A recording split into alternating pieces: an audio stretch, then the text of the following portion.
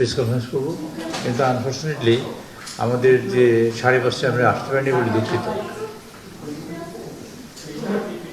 5:30 আসতে পারিনি বলে আমরা দুঃখিত, কারণ পার্লামেন্টারি পার্টির মিটিং আমাদের প্রায় 6:30 প্রায় 6:30 পর্যন্ত চলেছে। 6:30 পর্যন্ত চলেছে। নেমে আসলে নামাজ পড়লাম। তো 6:30 পর্যন্ত চলার কারণে আমাদের টাইম রিশিডিউল করেছি 7টায়। তার মানে প্রধানমন্ত্রী অফিস থেকে বললেন যে তারাও আসবেন, তারাও থাকবেন। তো সেই জন্য আমরা আর একটু দেরি করেছি। আপনাদের অনেক কষ্ট হয়েছে বলে আমরা দুঃখিত। আজকে আমরা দুটো বিষয়ে কথা বলবো। একটা বিষয় হলো পার্লামেন্টারি পার্টির মিটিং হয়েছে। আপনারা সভাপতি জানতে চাচ্ছেন বা উদ্গ্রীব আছেন যে পার্লামেন্টারি পার্টির মিটিংয়ে কী হয়েছে। পার্লামেন্টারি পার্টি মিটিংয়ে আজকে 7 জন মাননীয় মন্ত্রী তারা প্রেজেন্টেশন দিয়েছেন। তারা তাদের মন্ত্রণালয় সম্পর্কিত অগ্রগতি, সমস্যা কী এবং তার সমাধানের রাস্তা কী, আর কী কী করেছেন গত 1 মাস 20 দিনে, সেই বিষয়গুলো তুলে ধরেছে। তো সেক্ষেত্রে 7টি মন্ত্রণালয়ের মধ্যে প্রথমত শিক্ষা মন্ত্রণালয়ের কথা বলেছি। শিক্ষা মন্ত্রণালয়ে যেগুলো সিদ্ধান্ত হয়েছে সেগুলো হলো, শিক্ষা মন্ত্রণালয়ে যেসব সিদ্ধান্ত হয়েছে তা হলো এই, যেসব ভুল ত্রুটি ইতিমধ্যেই আমাদের কারিকুলামে সংযোজিত হয়েছে সেগুলো যেমন বর্জন করা, একই সময় কারিকুলাম আপডেটেড করা। এবং মাননীয় প্রধানমন্ত্রী বলেছেন যে শিক্ষা কর্মমুখর এবং কাজ শিখাবে এবং একটা মানুষ কাজ করে বেঁচে থাকতে পারে এবং রিয়েলি শিক্ষিত হতে পারে এমন কর্মসূচি প্রণয়ন করার জন্য, এমন কারিকুলাম প্রণয়ন করার জন্য মাননীয় প্রধানমন্ত্রী কথা বলেছেন। আর প্রাথমিক শিক্ষার ব্যাপারে বলেছেন যে একজন শিক্ষক একটি ট্যাব সেই হিসেব করে এবং হ্যাপি লার্নিংয়ের একটা অ্যারেঞ্জমেন্ট করা এবং মিড ডে মিল চালু করা। এবং মিড ডে মিল চালু করার ক্ষেত্রে 2-1টা জায়গায় আমাদের খবর পেয়েছি যারা তারা মানসম্মত খাবার পরিবেশন করেননি, তাদের বিরুদ্ধে ব্যবস্থা নেওয়ার জন্য সিদ্ধান্ত গৃহীত হয়েছে আজকে। দ্বিতীয়ত হলো আমাদের এরপরে আমরা আলোচনা করেছি আমাদের স্বাস্থ্য মন্ত্রণালয় সংক্রান্ত বিষয়ে। স্বাস্থ্য মন্ত্রণালয় অত্যন্ত বিভিন্ন কার্যক্রম পদক্ষেপ গ্রহণ করেছেন। তার মধ্যে হসপিটালগুলো আপডেটেড করা, হসপিটাল ইকুইপমেন্টস দেওয়া এবং হসপিটালে ওষুধ সরবরাহ করা। একই সাথে এই যে যক্ষা কী বলে হাম এবং আমাদের এখন যে করোনার শুরু হয়েছে ডেঙ্গু শুরু হয়েছে, তা হামের ব্যাপারে তারা অনেক স্ট্রং পদক্ষেপ নিয়েছে এবং সব উপজেলায় হামের কার্যক্রম চলছে এবং হাম মোটামুটি একটা পর্যায়ে সীমিত হয়ে আসছে। 2-1 যে এখনও মারা যায়নি বা 2-1 যে এখনও মারা যাচ্ছে না তা নয়, তবে এটা সম্পূর্ণ বিগত সরকারের একটা কার্যক্রমের ফসল। তারা হামের টিকা আনেনি এবং হামের প্রয়োজনীয় ব্যবস্থা গ্রহণ না করার কারণে এই দুর্ঘটনা ঘটেছে। এ ব্যাপারে স্বাস্থ্যমন্ত্রী এবং মাননীয় প্রধানমন্ত্রী নির্দেশ দিয়েছেন, এ ব্যাপারে তড়িৎ ব্যবস্থা গ্রহণ করা হয়েছে তার নির্দেশে। দ্বিতীয়ত যেটা হয়েছে তা হলো ডেঙ্গি প্রাদুর্ভাব দেখা দিয়েছে বিশেষ করে বরিশাল অঞ্চলে, যাতে ডেঙ্গুটা আমরা পর্যায়ক্রমে ডেঙ্গুটা যেন প্রভাব বিস্তার না করতে পারে তার জন্য প্রয়োজনীয় নিয়ন্ত্রণের জন্য কার্যক্রম নেওয়া হয়েছে। এটা মাননীয় স্বাস্থ্যমন্ত্রী এবং মাননীয় প্রধানমন্ত্রী নির্দেশ দিয়েছেন। একই সাথে বাংলাদেশে স্বাস্থ্য ব্যবস্থার সার্বিক উন্নয়নের জন্য যেসব কাজ করা দরকার বলে তিনি মনে করেছেন বা মনে করে সেই সব কার্যক্রম হাতে নেওয়ার জন্য তিনি বলেছেন এবং অনেক পদক্ষেপ নেওয়া হয়েছে ইতিমধ্যে স্বাস্থ্য বিষয়ে। তারপরে 3 নম্বরে আমরা আলোচনা করেছি আমাদের যোগাযোগ মন্ত্রী কথা বলেছেন।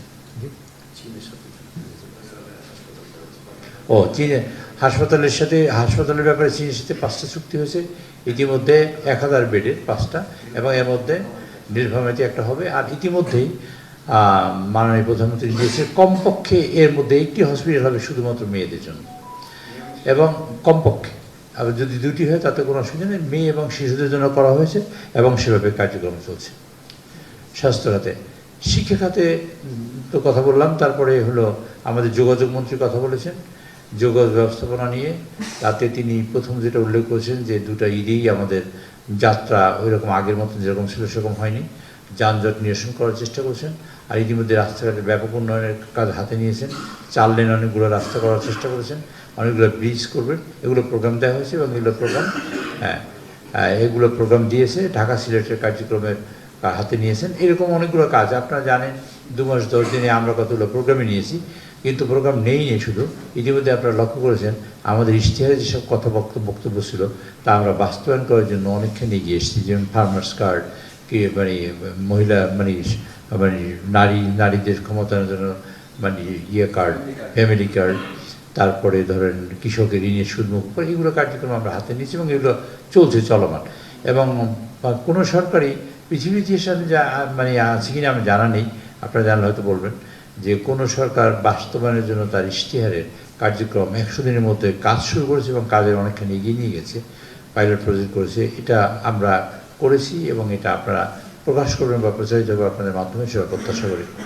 তাই সুতরাং রোডসের অনেক কাজ হয়েছে, যোগাযোগ পানি উন্নয়ন মানে ওখানে নৌ পরিবহনের কার্যক্রম হচ্ছে, সেখানে বা কন্টেইনার টার্মিনাল বা চিটাং পোর্টের উন্নয়ন, মংলা বন্দর উন্নয়ন, এসব কার্যক্রম চলছে। একই সাথে আমাদের যে কাজ করছে মাননীয় প্রধানমন্ত্রী যেটা করেছেন আপনারা দেখেছেন, পদ্মা ব্যারেজ সম্পর্কে পদ্মা ব্যারেজ সম্পর্কে কথা বলেছেন এবং তিস্তা ব্যারেজের ব্যাপারে এটা অগ্রগতি একবারে দৃশ্যমান। আলহামদুলিল্লাহ যদি হয়, বাংলাদেশ যে ম্রিয়মান হয়ে গেছিলো এবং বাংলাদেশ যে একেবারে পানি শূন্যতায় খরায় ভুগছিল, তার থেকে আমরা অনেকখানি বেরিয়ে যাব। দুটো জিনিস হবে, একটা হলো পল্লী মানে হাইড্রো পাওয়ার হবে, আর দুই নম্বর হলো এই পানি দিয়ে সমগ্র বাংলাদেশের চাষাবাদের কার্যক্রম হবে এবং এটা বিশাল পরিবর্তন হবে বাংলাদেশের ইতিহাসে। এটা একটা অন্যতম বড় প্রজেক্ট এবং সেই প্রজেক্টটা বাস্তবে যদি হয়, ইনশাআল্লাহ বাংলাদেশের মানুষ খেয়ে পড়ে বাঁচার একটা রাস্তা পাবে। তারপর আমাদের কথা বলেছেন আইনমন্ত্রীর আগে কি বললেন, বিদ্যুৎ মন্ত্রী কথা বলেছেন। বিদ্যুতের ব্যাপারে আমরা দাম বাড়িয়েছি। 66% মানুষের বিদ্যুতের কোনো দাম বাড়েনি। 66%, 66% মানুষের বিদ্যুতের কোনো দামই বাড়েনি। 75 ইউনিট পর্যন্ত যারা ব্যবহার করবেন তাদের কোনো দাম বাড়বে না। এরপরে 1 টাকা, 1 টাকা 20 পয়সা, তারপর 1 টাকা 40 পয়সা, এরকম করে দাম বাড়িয়েছেন। একদম শেষ প্রান্তিক যে লেভেলে 1% মানুষ তাদের দাম বেড়েছে, তারা হলো 2 টাকা বা এর কাছাকাছি দাম বেড়েছে। আপনারা জানেন, প্রথমত হলো বিগত সরকার যখন চলে যায়, আপনাদের নিশ্চয়ই মনে আছে, তখন একদিনে ডলারের দাম বাড়িয়ে দিয়েছিল 7 টাকা। আপনাদের মনে থাকার কারণ মানে না থাকার কোনো কারণ নেই, কারণ তারা এই দেশ থেকে টাকাকে ডলার বানিয়ে দেশের থেকে ডলার পাচার করার চেষ্টা করছিল। আপনারা নিশ্চয়ই লক্ষ্য করেছেন, শেখ হাসিনা ডলার রেখে গিয়েছিল 121 টাকা 22 টাকা, এখন বলতে 121 টাকা 22 টাকা আছে। কাজে এটা একটা বিরাট পরিবর্তন। কিন্তু 121 টাকা 22 টাকা যখন ডলার হয়েছিল, কত টাকা থেকে হয়েছিল তা কি আপনার মনে আছে? 82 টাকা থেকে হয়েছিল। 82 টাকা থেকে ডলার বেড়ে 121-22 টাকা করতে হয়েছে, প্রায় অলমোস্ট 40%, 45% বা 50% অলমোস্ট ডলারের দাম বেড়ে গেছিল। সেই চাপটা সকল কিছুর উপরে পড়েছে। সেই সব পড়ার কারণে বিভিন্ন জিনিসের দাম বেড়েছে। যেমন আমাদের মেশিনারি ইম্পোর্ট করতে হলে দাম বাড়ে, যেমন সেই মেশিন হলো বিদ্যুতের মেশিন, সেই মেশিন হলো কয়লা, সেই মেশিন হলো এলএনজি, সেই মেশিন হলো তেল, অর্থাৎ সব কিছুতে দাম বাড়ার কারণে সঙ্গত কারণে এই বিদ্যুতের দাম বাড়াতে হয়েছে। কাজে এটা হলো ইস্যু করলো। আপনারা যদি বলেন এটাকে অ্যাডজাস্টমেন্ট বলতে পারেন বা যেভাবে নেন সেভাবে বলেন। তবে আপনারা, আমাদের দেশে একটা অসুবিধা আছে কি, আমরা নেগেটিভ কথাটাকে বড় করে দেখাই মানুষকে, নেগেটিভ ভাইব তৈরি করে। স্বাধীনতা 54 বছর আমরা কিছু পাইনি, ক্ষতিগ্রস্ত হয়েছি। আমরা যদি পাই, আপনি সেইভাবে লিখেন, আপনাদের কাছে অনুরোধ থাকবে সেভাবে আপনারা দেখান। কারণ একটা এই গভর্নমেন্ট বসে, আমরা ধরেন আমরা গভর্নমেন্টে বসলাম, আমরা দাম বাড়ালাম, মানুষ অখুশি হলো, আমাদের কী লাভ হবে? আমরা কি বেনিফিট হবো এই দামটা বাড়াবার? কোনো বেনিফিট নেই। তা আমরা একটা মানুষকে, আপনারা যে কোনো একটা মানুষকে আমরা খুশি করবো কেন? আমি যদি খুশি করতে পারি সেটি তো আমাদের কাজ। গভর্নমেন্টের, তারেক রহমান সাহেবের সরকারের ডিমান্ড মানে মূল প্রোগ্রাম হলো এটা, এই দেশে গণমানুষকে কল্যাণ করা, মুক্তি দেওয়া এবং একটা মানবিকভাবে সাহায্য সহযোগিতায় হাত বাড়িয়ে দেয়, যাকে বলে স্বাবলম্বী হওয়ার মতো কার্যক্রম। কাজে স্বাবলম্বী হতে গিয়ে যে কাজগুলো করা দরকার তার সবই করার চেষ্টা করছে।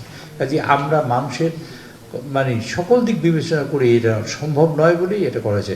প্রায় 1 লক্ষ কোটি টাকার মতন ভর্তুকি দিতে হবে আমাদের এই তেলে যে তেলে আমরা এখন আনছি। 2টো যুদ্ধ আমরা মোকাবিলা করেছি এই সরকারের বর্ষপরে দায়িত্ব নেওয়ার পর থেকে।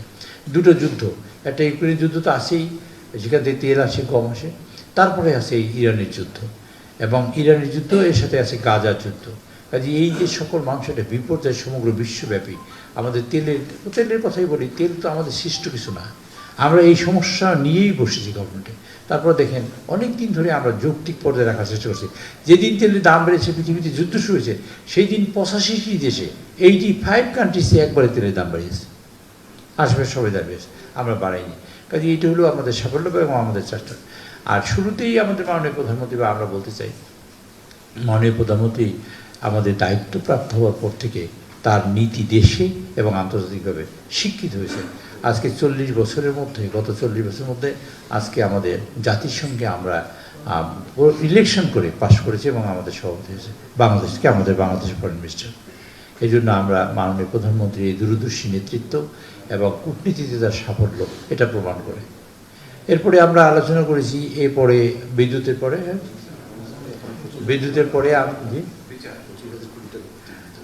এখনও 25,000 কোটি এই তেল এবং বিদ্যুতে ভর্তুকি দিতে হবে, সেই কাজ চলছে, চেষ্টা করছে।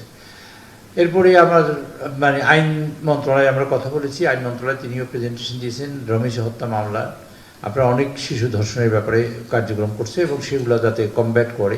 একটা দেশে 20 কোটি মানুষ, আমরা তো প্রত্যেকটা মানুষকে মানে চেষ্টা করছি যে যাতে আইন শৃঙ্খলা একটা নিয়ন্ত্রণ থেকে ডেটারেন্ট ফ্যাক্টর হিসেবে কাজ করে এবং সব মানুষ যেন আইনকে মানে, সেরকম একটা কার্যক্রম চলছে। রমেশা অত্যন্ত স্পর্শকাতর এবং মাননীয় প্রধানমন্ত্রী গেছিলেন, যে মানে আমাদের মাননীয় স্বরাষ্ট্রমন্ত্রী গেছেন এখানে, এবং তিনি পৃথিবীতে আপনারা জানবেন যে পৃথিবীতে মানে এই এত অঞ্চলে স্বল্পতম সময়ের মধ্যে যে বিচার হবে সেটা হলো রমেশের বিচার। আগামীকালকে তার রায় হবে এবং 7 দিন মানে 7 দিনেই বিচার আচার হয়ে 1 মাসের মধ্যে তার রায় হচ্ছে এই রমেশ হত্যা মামলা। কাজে এইটা একটা পরিধানযোগ্য হবে এবং এটা একটা মানে আপনাদের এক্সাম্পলারি একটা সিদ্ধান্ত হবে বাংলাদেশের আইন ব্যবসা বা আইনের ক্ষেত্রে। একই সাথে তনু হত্যার মামলা আসামি গ্রেপ্তার হয়েছে, আপনারা জানেন, সেটা তো গ্রেপ্তার হয়েছে ইতিমধ্যে এবং সে 164 করেছে এবং স্বীকারোক্তি দিয়েছে। কাজেই এবং বিচার কাজ শুরু হবে, আরও লোক গ্রেপ্তার হবে। কাজেই এই কার্যক্রমে আমরা হাত দিয়েছি। আমাদের একটা জিনিস বুঝবেন আপনারা, আমাদের ইচ্ছা আছে কিনা, আপনারা গুরুত্ব দেবেন আমাদের ইচ্ছা আছে কিনা, আমরা অনিচ্ছাকৃত অথবা পারপাসলি আমরা কোনো কাজ করছি কিনা, চেষ্টা করছি দেশের মানুষের কল্যাণের জন্য। এরপরে আমাদের স্বরাষ্ট্রমন্ত্রীর কথা বলেছেন, স্বরাষ্ট্রমন্ত্রী তার প্রেজেন্টেশন দিয়েছেন।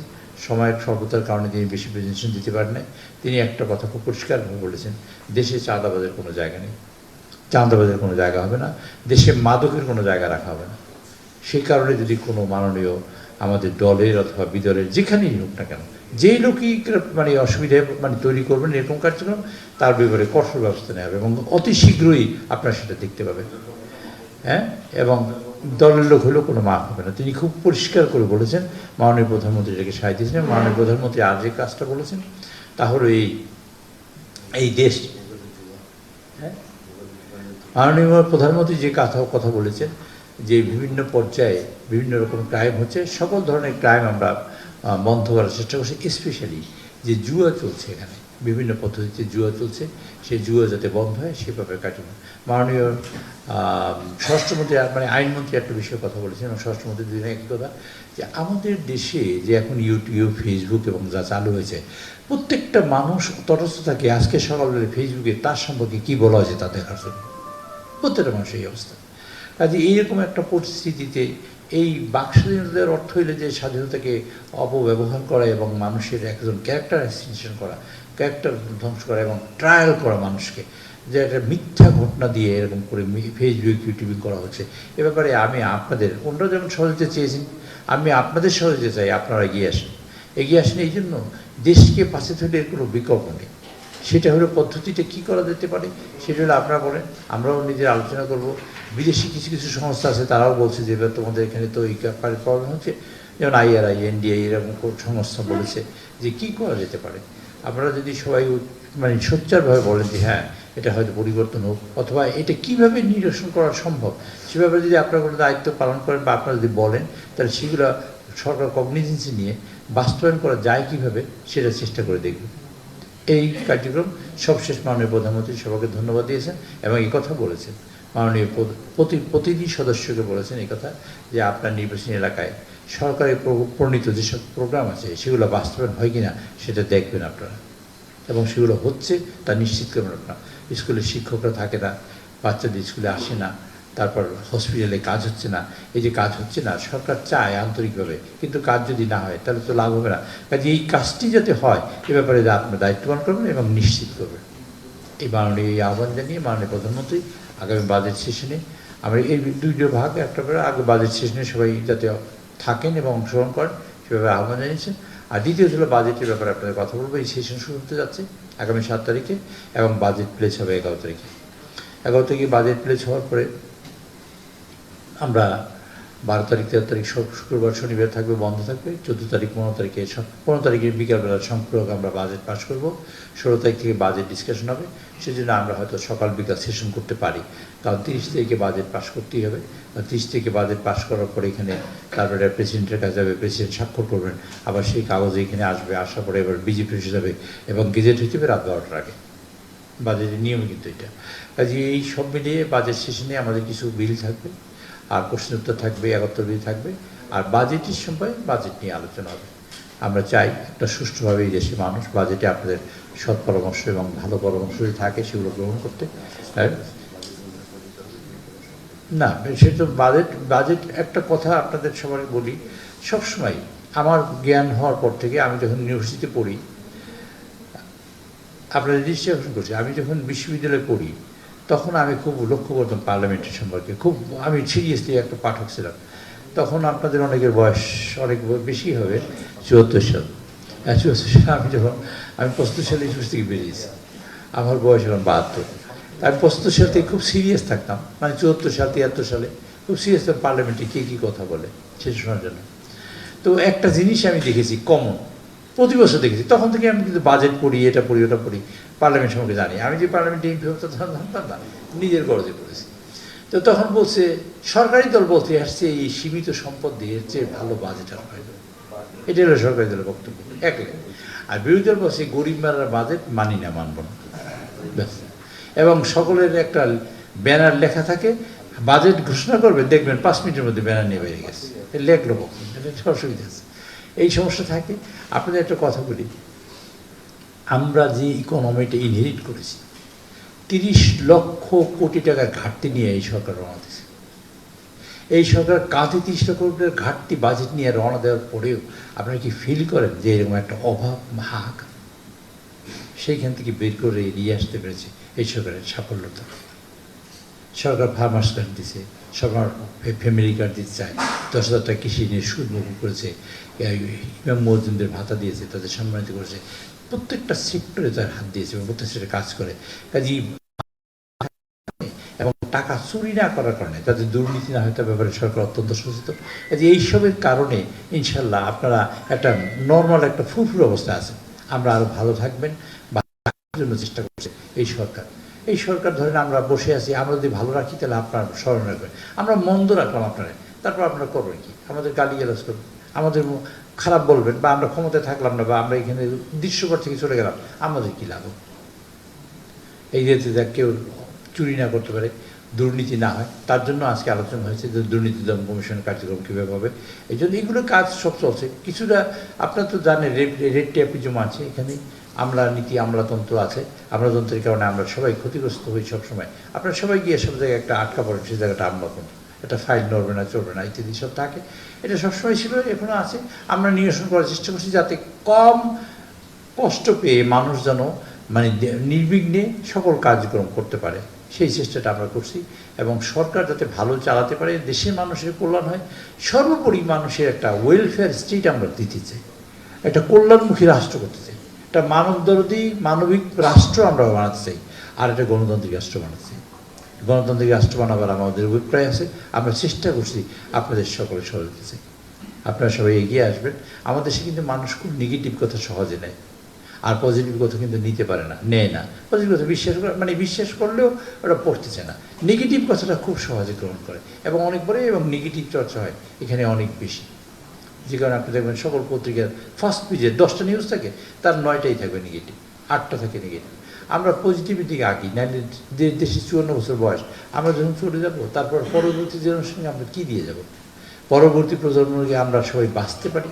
আপনারা সবাই ওই যারা বসে আছেন সবাই রাতে ভাত খাবেন, সবাই গাড়িতে চলবেন, সবাই বাড়িতে গিয়ে ঘুমাবেন, প্রত্যেকের সাথে টাকা জড়িত। কাজেই মানুষ যাতে স্বাবলম্বী হয় সেই চেষ্টাটাই আমাদের চেষ্টা। কেউ করে না, আমরা করছি, ফাইন, আমাদের সাথে থাকেন।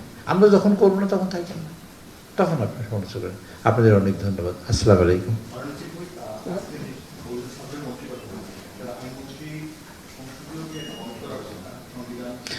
সংবিধান প্রশ্ন করতে হবে না, এই পর্যন্ত বলি। সংবিধান সংশোধনে আমরা একটা কমিটি করার চেষ্টা করছি। সংবিধান সংশোধন কেন করব?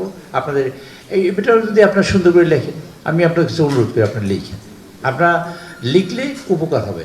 আপনারা ধরেন আমার সাথে ওনার ঝগড়া বাঁধিয়ে দিতে পারেন, কিন্তু ওনার সাথে আমার সম্পর্কটা করা ওই যে গালাগালির চেয়ে গলাগলি করি, এটা কবিতা আছে না, নজরুলের একটা গাছ না, গালাগালি থেকে গলাগলি করার জন্য আমার এই প্রচেষ্টা। আমরা একটা কথা বলি, সংবিধানে 3টে ধাপ আছে। আমরা দেশ স্বাধীন করেছি, পিটি মারামারি ঘুনাঘুনি যুদ্ধ করে একটা দেশ স্বাধীন করে, স্বাধীনের পরে আমরা এসব ফেলে দিয়ে আমরা সংবিধান পরিবর্তন করব, নিজের লিখব, যেটা 72 সালে হয়েছে সংবিধান হয়েছে। এরপরে সংবিধানে কী কী হতে পারে? সংবিধান মার্শাল আসর করে অ্যাপ্রুভ করেছে, বাতিল করেছে, সাময়িক স্থগিত করে রাখছে, তাই না? সংবিধান আর হতে পারে কি, আমি একটা যে কোনো, আমাদের দেশে এখন 17তম সংবিধান মানে সংশোধনী হবে, এখন 16তম হয়ে গেছে, 16বার সংবিধানে। আমেরিকান পার্লামেন্টে প্রায় 26 বার সংবিধান সংশোধন করেছে তারা। ইন্ডিয়ায় প্রায় 27-28 বার সংবিধান সংশোধন করেছে। পৃথিবীর সকল দেশে সংবিধান সংশোধন করে। কেন করে? যুগের প্রয়োজনে, মানুষের চাহিদায়, এবং যে জিনিস আগে ছিল না এখন হইতে পারে, এরকম একটা কিছু কারণে সংবিধান সংশোধিত হয়। এই সংবিধান সংশোধন ছাড়া আর কোনো বিকল্প নাই। যেমন আমাদের 35টা বিষয়ে আলোচনা হয়েছে আমাদের জুলাই সনদে। আচ্ছা, 35টা পরে আমাদের সংবিধানে আছে 153টা আর্টিকেল। আমরা বাকি 35টা বাদ দিলে থাকে কয়টা? 133টা আর্টিকেল ফেলে দেবো? এগুলো তো পাস করে গেছে। কাজে আমরা এর মধ্যে ইনকর্পোরেট করবো, যেটুকু লাগবে না সবাই মিলে যা ঐক্য সেটা আমরা ইনকর্পোরেট করবো। এই জন্যই সংবিধান সংশোধন করে রাখবো। সংবিধান সংশোধনের বিকল্প আপাতত কিছু নেই। হয় সংবিধান ফেলে দিয়ে লিখতে হবে একবার নতুন করে, আর নয় সংশোধন করতে হবে। মাঝখানে কিছুই নেই। আছে কিনা আমার জানা নেই, আমি হয়তো মানে কম জ্ঞানী বা কম জানি সংবিধান সম্পর্কে, আমরা ধারণা করি আমার জানা নেই, বা আমি আপনারা যদি জানেন। তো যদি সংবিধান সংশোধন করি তাহলে আমরা একটা কমিটি করেছি। আচ্ছা, আমরা 2টা মূলতী প্রস্তাব করেছি, আপনারা খেয়াল করেছেন। একটা হলো সংবিধানের কোনটা বলেছেন, আমরা অর্ডারকে ইরেক্ট করেছেন, সেই অর্ডারটাকে আমরা গণভোটে দিয়েছি। আমরা 72% ভোট হয়েছে, আমাদের লোকেরা 52% ভোট পেয়েছে। তো 52% লোকের ভোট দিয়েছেন এটার পক্ষে ভোট দিয়েছে। আমাদের নেতা তারেক সাহেব বলছেন কমা দাড়ি কলা সেমিকোলন মতো সংবিধানে মানে কী বলে জুলাই সনদ বাস্তবায়ন করা হবে, এটা আমাদের নেতা বলেছে।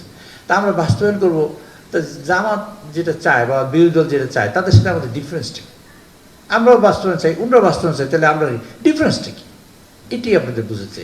ডিফারেন্স ছিল ওটা আদেশটা বাস্তবায়ন করতে চাই, আমরা ওই সংবিধানটা বাস্তবায়ন করতে চাই।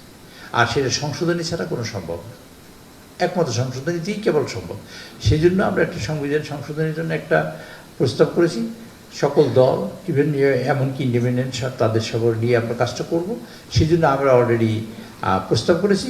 কিছু নামাংশের নাম আমাদের আছে, সেটা আমরা নাম দিইনি।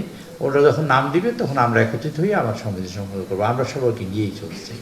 আমাদের মেজরিটি আমরা ইচ্ছে করলে করতে পারি, কিন্তু আমরা করবো না। মাননীয় চিফ হুইপ, আমি একটা বিষয় বলি, আপনি বাজেটের ব্যাপারে একটা কথা বলেছেন, একটু মনে হয় ক্লারিফাই করা দরকার।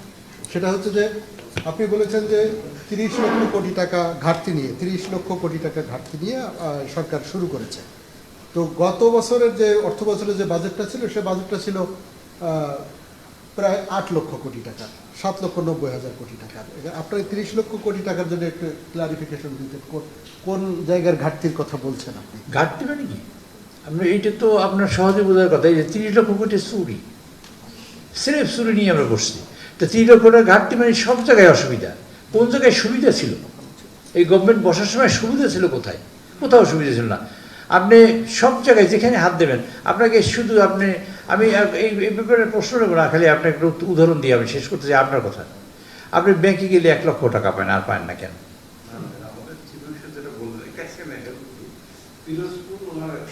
না, এই বলতেছি, আমি কথা শেষ করতে পারি না। আপনার ব্যাংকে গেলে 1 লক্ষ টাকা পান, আর পান না কেন? আইনই করেছে দেশে যে আপনি বেশি টাকা চাইলেও পাবে না দেউলিয়া হইলে, আর দেউলিয়া হবে সেটা তারা জানতেন বলেই তো ব্যাংকগুলোকে দেউলিয়া করে সমগ্র টাকা নিয়ে একদিনে $7 দাম বাড়িয়ে নিতে হয়েছে। 3,500 কোটি টাকা পিরোজপুরে, আজকে এখানে এটা আলোচনা হচ্ছে। 3,500 কোটি টাকার যে কাজ পিরোজপুরে আপনি উল্লেখ করে নেন। এবং তখন একজন অত্যন্ত সৎ মন্ত্রী ছিলেন, সেই সৎ মন্ত্রী হলেন মানে মৎস্য এবং কি যেন মন্ত্রী ছিলেন একজন, নাম কি যেন, এডওয়ার্ড দাওরান। সে বলছে যে সততার পরাকাষ্ঠা দেখিয়ে ছাড়বো। উনি যখন পূর্তমন্ত্রী ছিলেন সেই সময় আমি টেলিভিশনে বক্তৃতা, আপনাদের নিশ্চয়ই মনে থাকার কথা, আমার সে আপনাদের বেশি মনে থাকার কথা আমার বয়সের কারণে। সেই সৎ লোকটা 3500 কোটি টাকার 3500 কোটি টাকার মধ্যে একটা ইটও বসায়নি, টাকা খরচ হয়েছে এবং সমগ্র টাকাটা নিয়ে গেছে। এত বড় একটা সৎ লোক, কাজে এই রকমের টাকা চুরি হয়েছে। ঘাটতি মানে ইন দ্যাট সেন্স এই। আর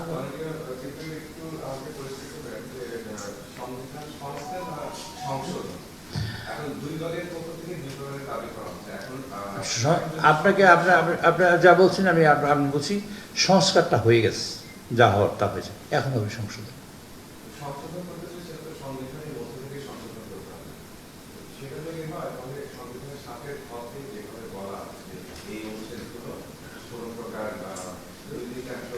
আপনি ডিটেইলে যদি আলোচনা করেন আমি ডিটেইলে আলোচনা করবো, আমি ডিটেইলে আলোচনা করবো কিনা সেটা আপনার সিদ্ধান্ত দেবেন। সাতের খনা ওখানে প্রথম ভাগ আছে প্রিয়াম্বেল, এখন তো শুরু করতে না প্রিয়াম্বেল থেকে, প্রিয়াম্বেল আছে, প্রিয়াম্বেল পরিবর্তন যোগ্য নয়। মৌলিক অধিকারের যে ধারাগুলো আছে 28টা আছে, ও পরিবর্তনযোগ্য নয়। এবং ওর সাথে যদি কোনো আপনি সংবিধান সংশোধন করেন তাহলে যেটুকু আপনি সংবিধান সংশোধন করবেন সংবিধানের সাথে সামঞ্জস্যপূর্ণ নয় তা আপনি বাতিল হয়ে যাবে। আইনই আছে এরকম, আপনি বাতিল হয়ে যাবে। এবং কোনো আইনই করা যাবে না যেটা সংবিধানের সাথে সাংঘর্ষিক, করা যাবে না। আবার তারপর যদি কোনো কিছু করি ফেলি আমরা, পার্লামেন্ট যদি কোনো কিছু করে তাহলে সেটা মানে supreme court is the custodian of the constitution. এই কনস্টিটিউশন আবার সুপ্রিম কোর্ট থাকার, যেমন আপনার মনে থাকার কথা, কারণ আছে যেমন এরশাদ সাহেবের সময় সুপ্রিম কোর্ট হাইকোর্ট করেছিল বিভিন্ন বিভাগে, সুপ্রিম কোর্ট বাতিল করে দিয়েছে না? মনে আছে আপনাদের মনে আসছে নাকি? মনে থাকার কোনো কারণ না থাকার কোনো কারণে বাতিল করে দিয়েছে। কাজেই এইটা একটা সেকেন্ড ব্রাঞ্চের মধ্যে থাকে, কাজে এগুলো থাকবে না, সংবিধান সংশোধনই হবে এবং আমরা সেটা করব ইনশাল্লাহ। আর আপনারা একটা প্রশ্ন করতে পারেন, সেই প্রশ্নটা আমি অ্যাডভান্স জবাব দিই, সেটা করতে পারেন যে বিরোধী দল যদি নাম না দেয়, আচ্ছা এই কথাটা আপনার বলবেন, এটা আপনার বলতে পারেন। বিরোধী দল যদি নাম না দেয় এরকম সন্দেহ করেন কেন? এটা হলো প্রথম প্রশ্ন। 2 নম্বর হলো যে বিরোধী দল নাম দিবেই কেন দেবে, আমি কনফিডেন্ট কেন? কারণ সংবিধান সংশোধন করা তো আমাদের কোনো পথ নেই। আচ্ছা ধরুন এই বিরোধী দল যদি আজকে গভর্নমেন্টে বসতো আর আমরা যদি বিরোধী থাকতাম, আমরা করতাম কি? আর অন্য করতাম কি?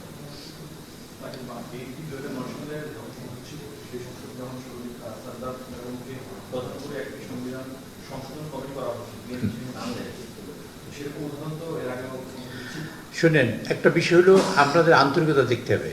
সেই বিরোধী দ্বারা যৌক্তিক কারণে কেন যায় না সেটা আপনাকে বলি। সেটা হলো আপনার মনে আছে কেয়ারটেকার গভর্নমেন্ট সিস্টেম আমরা সংসদে পাশ করেছিলাম, মনে পড়ে? জি, সেটা বাতিল হয়েছে ওই সংবিধান সংশোধন করে। কাজে সেখানে বিরোধী দল গিয়ে আমরা সব বিএনপি গিয়ে আত্মহত্যা করবে কেন? আমরা তো সেই সংবিধান, আমরা তো বলছি জুলাই সনদের অক্ষর তারিখ কমা সব বাস্তবায়ন করব, তো বলাই আছে। আমরা যদি বাতিল করি যে এইটা করলাম না, 3টে বাতিল করলাম, তাহলে আপনার কথা বলতে পারেন এত বাতিল করতেছেন। আমি তো ওনাদের কনফিডেন্স নিয়ে কাজ করছি। জি, এই কথা এই প্রশ্নই শেষ প্রশ্ন হোক নাকি?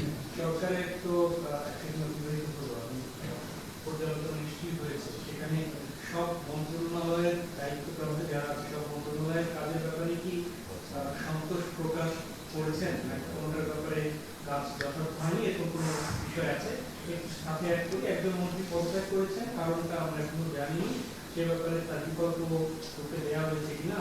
সম্প্রতি সময় বেশ আলোচনা আসতেছে যে বিরোধী দলীয় নারী সদস্যদের কার্ড দেওয়া হয়নি, বাড়ি অন্যদেরকে সরকারি দল পেয়েছে, তারা পায়নি, এটি নিয়ে তারা প্রশ্ন তুলছে। আচ্ছা, এই প্রশ্নটা দিয়ে শুরু করি।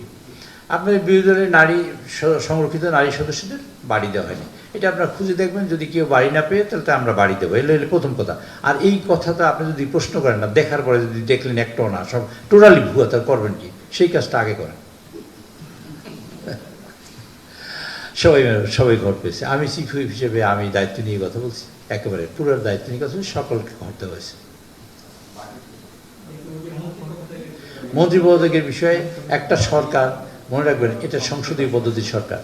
সংসদীয় পদ্ধতির সরকারে একটা মন্ত্রী যে কোনো সময় পদত্যাগ হইতে পারে যদি মন্ত্রী পারফর্ম না করে। 1 2 নম্বর হলো মন্ত্রী অসুস্থ হতে পারে, মন্ত্রী যদি কোনো কার্যক্রম যেটা করেন যেটা সংসদের কার্যক্রমের সাথে মিলে না হতে পারে। 3 নম্বর হলো মন্ত্রী দুর্নীতি হতে পারে, নানান কারণ হতে পারে। আবার মন্ত্রী অসুবিধা হলেও হতে পারে, যিনি বলছেন স্বাস্থ্যগত কারণে তিনি পদত্যাগ করেছেন, কাজে আমরা ধরে নিলাম স্বাস্থ্যগত কারণে। অন্য কোনো কারণ যদি থাকে নিশ্চয়ই আমরা আপনাদের জানাবো। আর মন্ত্রীদের পারফরমেন্স, মন্ত্রণালয়ের পারফরমেন্সে কি আর সন্তুষ্ট ছিল?